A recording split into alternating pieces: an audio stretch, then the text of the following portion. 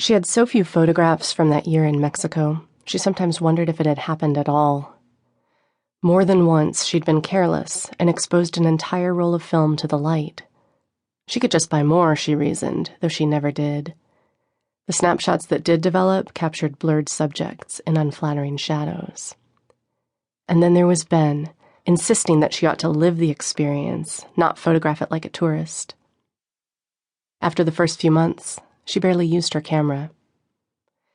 She told herself that she'd always remember the winding streets of medieval Guanajuato, the mountain range casting shade, creating places to hide, that she would remember Ben, backlit by the sun, leading the way down an alley, Mike trailing close behind. She was there, just outside the frame. She was supposed to stay a full year, but couldn't in the end. Her mind's film flapped at the end of the reel, blank and sputtering. She thought that memory was hardened and permanent, something you could touch, an object as fixed as a photograph. But even pictures went missing. Mexico ought to have been embedded in her mind, but no.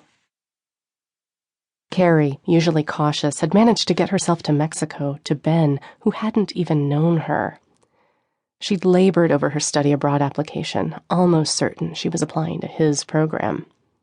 There he was in glossy color, Ben and Mike pictured with others in a brochure for intercambio, standing in front of a frighteningly beautiful cathedral. She'd seen another version of the photo on the wall at Presanti's, the Oakview Mall pizza shop where Ben tossed dough.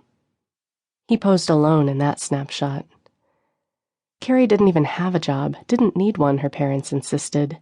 Not like Ben, who could reliably be found behind Presanti's glass counter. She knew he'd graduated from Trinity Academy in Indianapolis and then moved on to University of Wisconsin. Reconnaissance via t-shirts and baseball hats. And then he was gone in late July, well before Wisconsin's first day. She had called the university.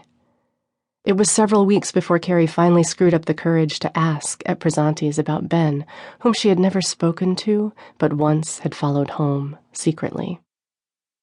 The young man working the register shrugged, pointed to the picture, and said, "Back to Mexico."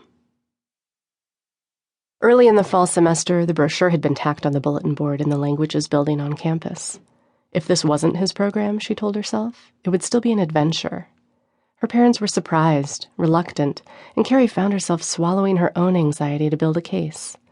What a good use of her Spanish minor, a worthwhile cultural experience, life-changing.